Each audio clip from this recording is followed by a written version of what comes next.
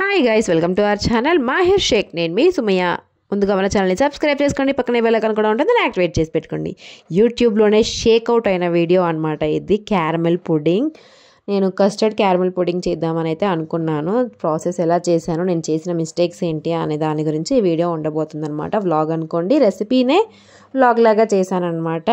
నార్మల్గా క్యారమెల్స్ కోసము 2 టేబుల్ స్పూన్ల వరకు షుగర్ని అయితే పంచదారని అయితే తీసుకొని ఇట్లా మెల్ట్ చేసుకున్నాను.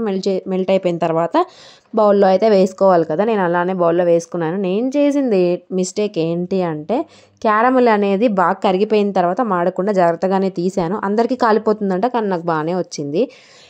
అది బౌల్లో వేసేటప్పుడు మొత్తం స్ప్రెడ్ అవ్వాలి కదా, అదేమవుతుందంటే షుగర్ సిరప్ మొత్తం స్ప్రెడ్ అవ్వట్లేదు. దానికి తోడు ఎక్కడైతే క్యారమెల్ పడిందో అంతవరకే గడ్డగట్టేసిపోతుంది అనమాట అప్పటికప్పుడు. ఫస్ట్ టైం మన ఛానల్ చూస్తున్న వాళ్ళైతే సబ్స్క్రైబ్ చేసుకోండి, పక్కనే బెల్ ఐకాన్ కూడా ఉంటుంది, దాన్ని యాక్టివేట్ చేసి పెట్టుకోండి. కొన్ని రోజులు మన వీడియోస్ని ఇంకొంచెం సపోర్ట్ చేసి కంటిన్యూస్గా చూస్తూ ఉండండి. సో చూడండి, ఈ కలర్ వచ్చేదాకా అయితే పెట్టాను, బాగానే వచ్చింది. టేస్ట్ కూడా బాగానే ఉంది అబ్బా. కానీ నేను మౌల్డ్లో వేసేటప్పుడు జాగ్రత్తగా వేయాల్సింది పోయి అటు ఇటు పోయింది అది.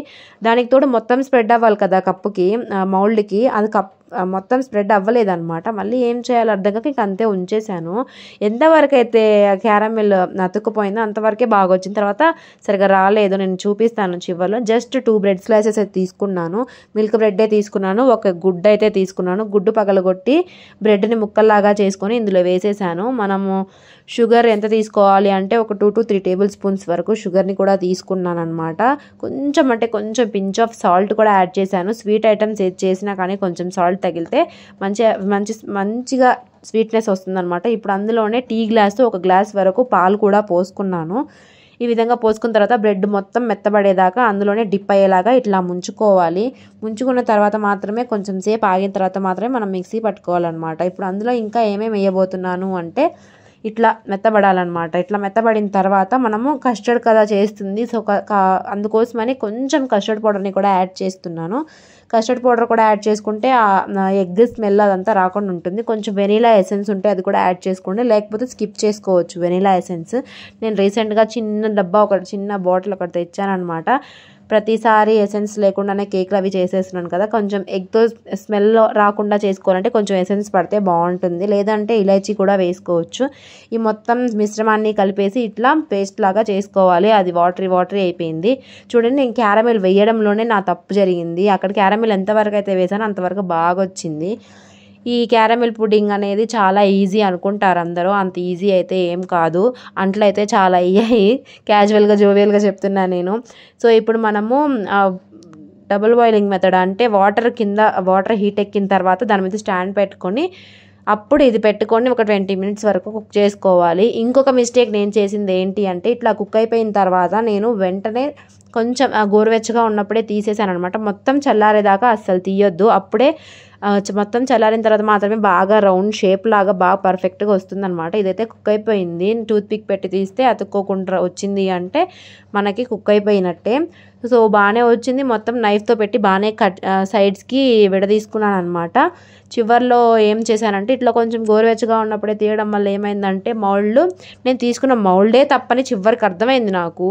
ఎందుకంటే మౌల్డ్ ఇట్లా ఉంది కదా పైన షేప్, అక్కడ షేప్ అంత వరకు షేప్ అవుట్ అయిపోయింది. కానీ బాగానే వచ్చింది. టేస్ట్ మాత్రం ఆహా భలే వచ్చిందబ్బా, నేను అసలు ఎక్స్పెక్ట్ చేయలేదు. జున్ను తిన్నట్టే ఉంది. కాకపోతే కొంచెం క్యారమిల్ది కొంచెం కస్టర్డ్ది ఫ్లేవర్స్ తగులుతూ ఉన్నాయి. కానీ బాగా వచ్చింది అబ్బా, నేను అసలు ఎక్స్పెక్ట్ చేయలేదు ఇంత బాగా వస్తుందని. నేను రాని వంటలు నేను అంతగానో ఎక్కువ ఏం ట్రై చేయను, ఇంట్రెస్ట్ లేని వాటి మీద. కానీ మనకి ఎందుకు రాదా అని చెప్పి ఒకసారి ట్రై చేశాను. తర్వాత చివరికి అర్థమైంది ఏంటి అంటే, నేను మౌల్డ్ చూపిస్తాను కానీ అంతవరకు ఈ క్యారమెల్ పీస్ చూడండి ఎంత బాగుందో కదా, చూస్తుంటేనే నోరు ఊరుతుంది. నేను మొన్ననే చేసింది ఇది, మళ్ళీ చేసుకొని తినాలనిపిస్తుంది, అంత బాగుంది టేస్ట్ వచ్చేసరికి. ఇక్కడ ఆ షేప్ అవుట్ అయింది అని చెప్పాను కదా, చూడండి ఎంత షేప్ అవుట్ అయిందో. ఇట్లా షేప్ మంచిగా రావాలి అంటే మనం తీసుకునే మౌల్డ్ కూడా బాగా మంచిగా ఉండాలన్నమాట. కింద ఒడిదుడుకులు అంటే ఎత్తు పల్లాలు ఏమీ లేకుండా ప్లెయిన్గా ఫ్లాట్గా ఉండే మౌల్డే తీసుకోండి మీరు ఏమైనా చేయాలి అనుకుంటే.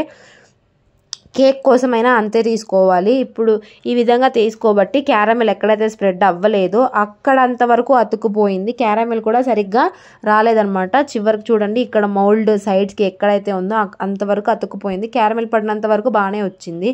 సైడ్స్కి అట్లా ఉండడం వల్ల మౌల్డ్ ఇలా తీసుకోవడం వల్ల ఈ మిస్టేక్ జరిగిందనమాట. మీరు గనక క్యారమెల్ పుడింగ్ చేయాలి అనుకుంటే మంచిగా ఫ్లాట్ బౌల్ ఒకటి తీసుకొని అందులో కుక్ చేసేసుకోండి. సో చూసారు కదా, క్యారమెల్ పుడింగ్ చాలా పర్ఫెక్ట్గా వచ్చింది. నాకైతే మీరు కూడా ట్రై చేసి ఎలా వచ్చిందో కామెంట్ బాక్స్లో మెన్షన్ చేయండి. మరిన్ని ఇంట్రెస్టింగ్ వీడియోస్ కోసం మన ఛానల్ని సబ్స్క్రైబ్ చేసుకోండి. లైక్ చేయండి, షేర్ చేయండి, సబ్స్క్రైబ్ చేయండి. Thank you so much for watching guys. Don't forget to subscribe.